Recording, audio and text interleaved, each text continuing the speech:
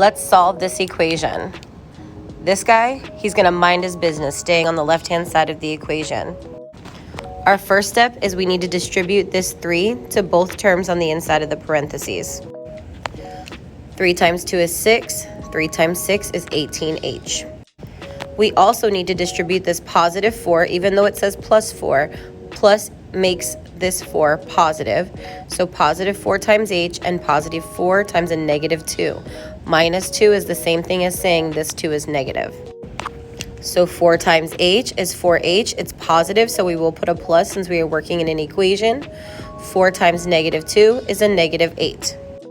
The next step is we need to combine like terms. We have 2 h terms and 2 non-h terms. So we are going to combine them in their groups.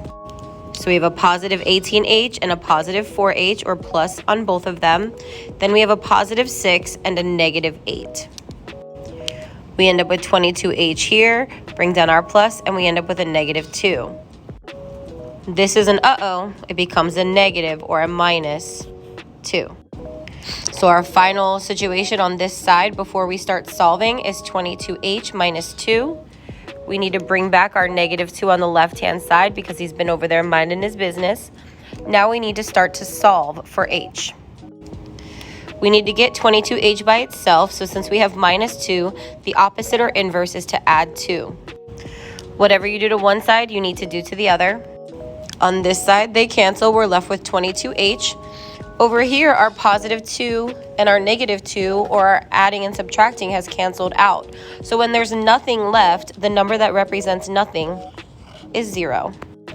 We're left with 0 equals 22h. To get h by itself, we need to do the inverse. So the opposite of multiplying is to divide, so that cancels to 1h. And 0 divided by 22 is 0.